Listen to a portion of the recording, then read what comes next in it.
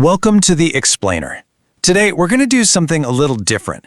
We're using a classic novel as a kind of primary source, a case study, really, to get under the skin of a complex social tradition, the arranged marriage, or omiai, in pre-war Japan.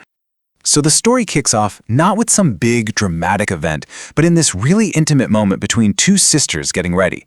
It's quiet, it's domestic, but this simple act, helping with makeup, well, it's our first peek into their world. And believe me, there's a ton of pressure just bubbling right under the surface. And right there, that's the heart of the problem. You see, for the Makioka family, marriage isn't about romance, it's not a happy milestone, it is a full-blown crisis.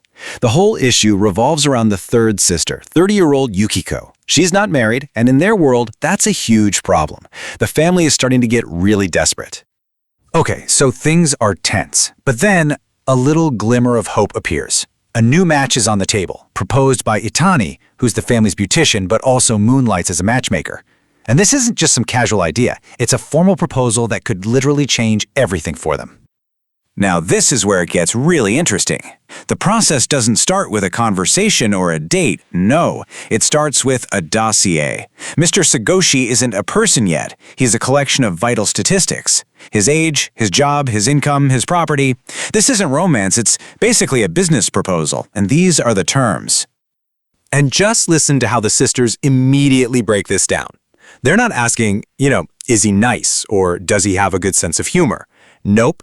They are instantly crunching the numbers. They figure, okay, he owns a house, so no rent. That means his income is effectively higher. They're already building a picture of the kind of life he can provide. So you might be thinking, okay, if it's just about finding a stable guy, what's the big deal? Why is this so hard for Yukiko?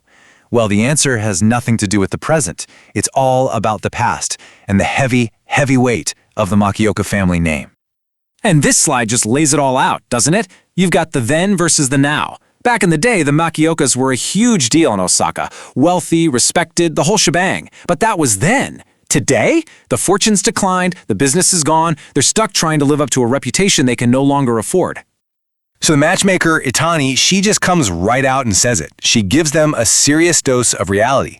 You gotta stop living in the past, she tells them. The world's changed, and if you don't change with it, Yukiko is gonna be the one who pays the price. It's a pretty stark warning.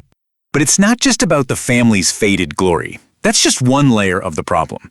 You also have the personal histories of the sisters themselves, and that's where things get really complicated. Okay, first, let's talk about Yukiko herself.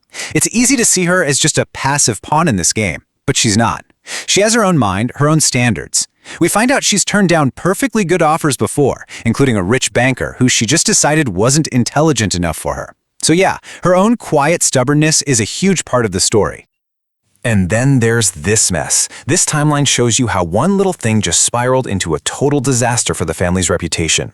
It all starts 6 years ago when the youngest sister, Taeko, elopes.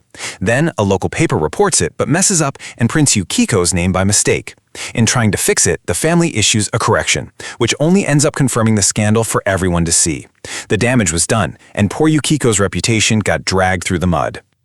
Meanwhile, you've got Taeko, the one who started the whole scandal. She's the so-called modern sister. She has a career, she has her own studio, and, get this, she's secretly back together with the guy she ran away with. But here's the catch. Tradition says she can't get married until her older sister does. So her life is on pause too, which just ramps up the pressure on everybody else. So let's recap. You've got a faded family name, a history of rejected proposals, and a public scandal hanging over your head. How on earth do you even make a match happen? Well, that brings us to the formal process, the system designed to handle all this craziness. The whole thing is called an omiai, and don't think of it as just a setup or a blind date. It's way more formal than that. It's a whole system with a go-between called a nakado, who's basically part matchmaker, part private investigator. And just look at how methodical this is. First, a prospect is suggested. Then the real work begins. Both families start digging into each other's backgrounds. We're talking money, reputation, family history, everything. If that checks out, they swap photos. And only if everyone is still on board after all of that do they finally arrange a formal, chaperoned meeting. It really shows you that marriage was seen less like a personal choice and more like a merger between two companies. So that's the question, right? After all the baggage, all the failures, all the pressure, is this finally the one? Is this meeting with Mr. Sagoshi actually going to work? The stakes are just incredibly high. All right, so the big day is here. The meeting, the omiai, is happening at the fancy Oriental Hotel in Kobe. The air is thick with tension, and at the center of it all, with the weight of her entire family on her shoulders, is Yukiko. And even before they get there, the maneuvering starts.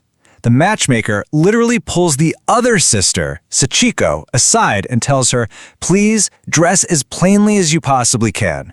Why? Because you can't outshine the bride-to-be. It's all strategy. Every single detail is being micromanaged to present Yukiko in the best possible light. The meeting itself is just wow. It is so thick with tension, but it's all hidden behind this mask of super polite, really stiff conversation. They're talking about French lessons, cooking, music, anything but what they're really thinking. It's like a high-stakes poker game where everyone is trying to read each other without giving anything away. And the conversation is filled with these little tests, these little probes. Someone makes a comment like, the problem with Japanese music is that it's not very domestic. That's not just small talk, that's a test. It's a way to figure out the family's values, to see if they're traditional enough. Every single word matters. So, the dinner is over, everyone says their polite goodbyes, the whole thing was perfectly staged. But what's the result? What's the verdict? They get in the car to go home, and Sachiko asks the question we're all thinking. So, what did Mr. Sagoshi talk to you about? And Yukiko's answer is just nothing. He didn't say anything specific. And just like that, we and the family are left completely in the dark. After all that buildup, all that tension, what do we get? 0. A big fat 0. That's the number of definite answers we're left with. The meeting is over, and we have absolutely no clue if it was a success or a total disaster. The family's future is just as uncertain as it was before. And that's really what this whole story leaves you with, isn't it? It's this one big question. In a world so full of rules and traditions and expectations, how much space is actually left for the heart? In a system built on family and finance, does something like personal feeling even stand a chance? That's the real tension here.